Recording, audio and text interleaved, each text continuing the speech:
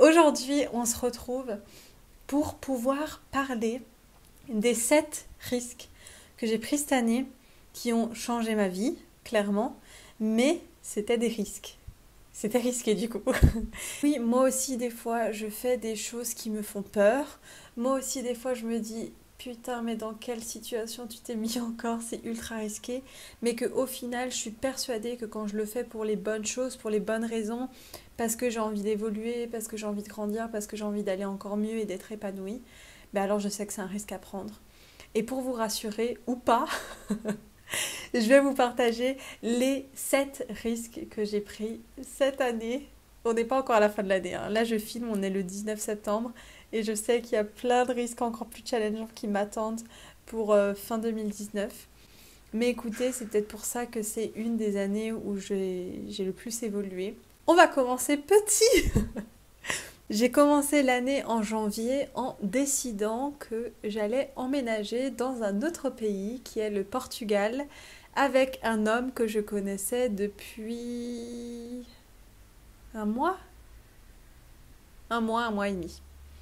Voilà, donc je peux pas dire que j'ai tout quitté parce que c'est pas comme si j'avais quelque chose en France, hein. Je n'avais pas vraiment d'habitat vu que je squattais chez ma sœur. Mais même mes amis, le fait de changer de pays, le fait de prendre la décision de vivre avec quelqu'un, ben voilà, je l'ai fait au bout d'un mois et demi parce que j'étais persuadée que j'allais avoir une belle relation. Et c'est le cas. Oui, j'avais eu peur. Oui, j'avais eu peur parce que je devais assumer ça devant mes parents et ça me faisait flipper de dire bye bye. Parce que je devais assumer aussi le fait qu'on me le reprocherait et c'est ce qui s'est passé. Mais au final, j'ai emménagé au Portugal et je suis très contente. Ça a été le premier risque que j'ai pris. Le deuxième risque que j'ai pris, alors là, ça a été un peu tout au long de l'année, c'est que j'ai voyagé toute seule. J'ai fait 6 ou 7 destinations toute seule.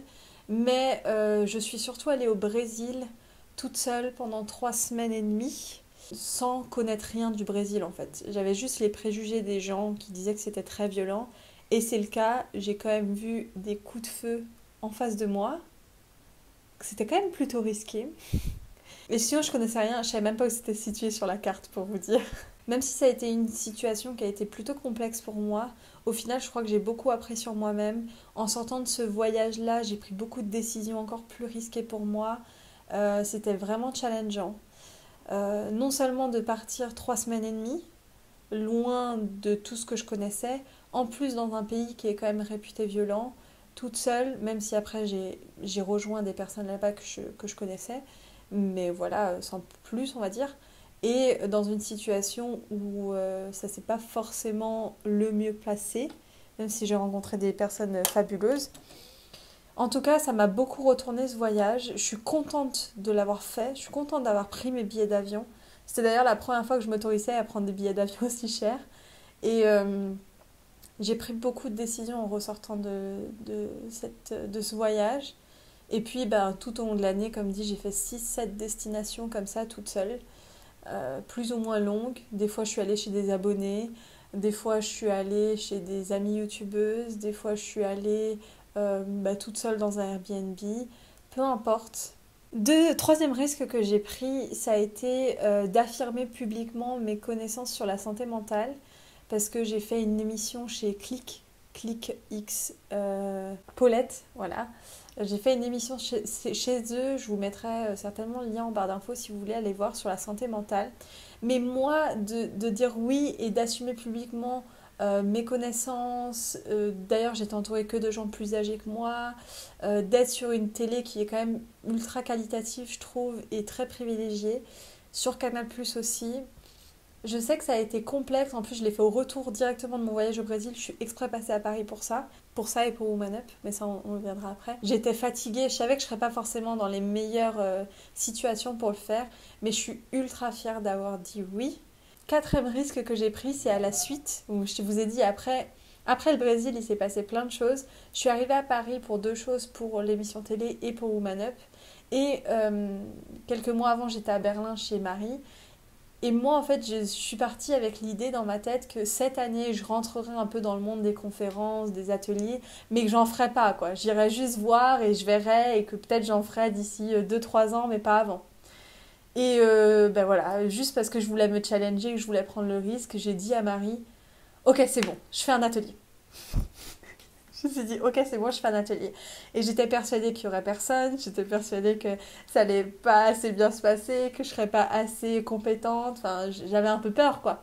Pour moi, ça a été risqué, tu vois, de me mettre dans cette position-là. Je sais pas comment vous le voyez, mais au final, je suis tellement fière de moi. J'ai adoré faire ça. J'ai adoré et j'ai eu que des retours positifs. Et je dis pas ça pour me vanter ou quoi que ce soit, mais c'est vraiment. Chaque personne est venue me voir à la fin de cet atelier, m'a dit ça m'a beaucoup aidé. Il y en a qui ont continué à me suivre sur les réseaux et qui ont aidé. Il y en a qui ont réussi à se lancer malgré leur peur, plein de choses comme ça. Et d'ailleurs, ça m'a tellement motivée que j'ai décidé de relancer des ateliers. Alors, je vais pas trop communiquer dessus parce que déjà, je sais pas quand sort cette vidéo. Mais voilà, ça va être des ateliers sur Internet. Là, je sais qu'il y en a un qui est programmé pour le 20 octobre. Je vous mettrai le lien d'inscription en barre d'infos. Les places, elles sont limitées à 9. Donc, je ne sais pas s'il y a encore des places. Mais voilà, je vous invite à checker ça. Et c'est l'atelier de la puissance. Vraiment pour vaincre tes peurs et révéler ta puissance. C'est une méthode que, pour l'instant, à part mes coachés, je ne l'ai jamais révélée. Et à part l'autre atelier que j'avais fait, parce que j'en avais fait un autre après suite à ça, je ne l'ai jamais révélé. Et du coup, bah, je me dis, voilà, là, je donne l'occasion à des gens de connaître cette méthode que j'ai mis en place pour vaincre tes peurs et pour révéler ta puissance. Et j'ai vraiment envie de les partager dans l'atelier de la puissance. Donc, je vous mettrai les liens en barre d'infos de cet atelier de la puissance. Cinquième risque que j'ai pris cette année. Oh putain, les gars. Ça a été complexe pour moi, mais... Ah, je vais faire dans l'ordre chronologique. Dans l'ordre chronologique, juste après Woman Up, une semaine et demie après, j'ai décidé de prendre un coach. J'étais entourée de coachs, il fallait quoi. Et ça faisait depuis le début de l'année que je n'arrivais pas à me mettre d'accord sur est-ce que je dois prendre un coach ou pas. Et que je m'étais laissée jusqu'à mars pour prendre ma décision et je n'arrivais pas. Et je n'osais pas, et je me prenais des genres de oui, mais en même temps je peux le faire seule, oui, mais en même temps si, oui, mais en même temps ça. Enfin, c'était un peu de l'ego mal placé au final. Et puis quand je suis ressortie de Woman Up, je me suis dit, mais arrête tes stupidités là. Non, tu vas beaucoup moins vite et t'es pas comme ça. T'es quelqu'un qui a envie d'aller vite, t'es quelqu'un qui a envie de comprendre, qui a pas envie de perdre de temps.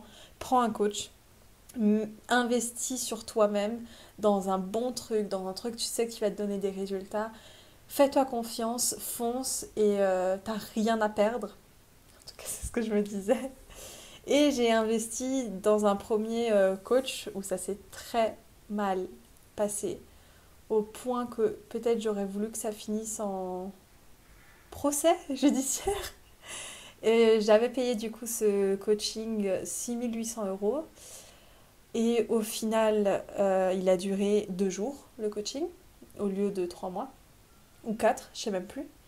Et ça s'est vraiment, vraiment mal passé, mais je ne regrette tellement pas parce que ça m'a tellement appris sur ma position en tant que coach, ça m'a tellement appris aussi sur les limites que je posais avec les hommes dans ma vie.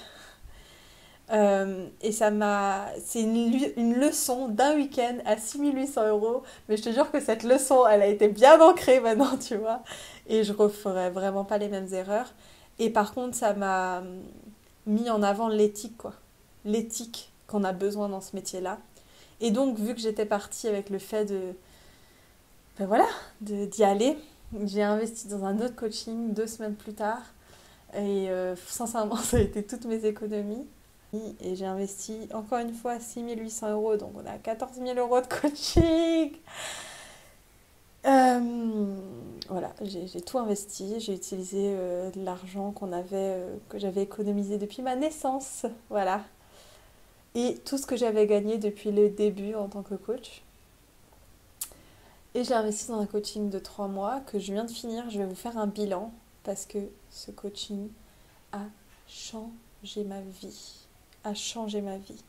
Je crois que ça a tellement changé ma vie et ça l'a tellement accéléré, autant d'un point de vue professionnel que personnel, que au final, non seulement je crois encore plus à la puissance des coachings, en plus, grâce à ce coaching-là, j'ai eu des meilleurs résultats dans mes propres coachings pour mes coachés, mais en plus de ça, ça a changé quelque chose personnellement parlant. Et je crois que ça a eu un impact tellement grand que ça a pu des fois m'empêcher de poster des vidéos sur ma chaîne YouTube parce que j'étais en mode il y a trop de choses qui ont changé en 3 mois et je me dis que peut-être mes abonnés vont pas pouvoir suivre, pas pouvoir comprendre parce que ça a trop changé. Vous le verrez peut-être pas, mais j'ai eu le temps de manger entre-temps, hein. Alors, du coup, je voulais juste vous dire que par rapport à ça, je sais que je vais prendre un prochain risque parce qu'il n'y en a jamais assez. Je pense me réoffrir un coaching. Un coaching qui, pour le coup, vaut 15 000 euros. Non, je suis contente. Je suis contente, j'ai envie de le faire. Le truc, c'est qu'à l'heure actuelle, je n'ai pas encore l'argent. Mais ça va se faire. Ça va se faire. Du coup, on pourra dire que cette année, si tout se passe comme je veux, j'aurai investi 29 000 euros dans des coachings. Heureusement que j'y crois, hein, parce que sinon... Enfin, vraiment, le résultat que je m'offre, pour moi, il vaut tout l'or du monde, quoi. Donc voilà.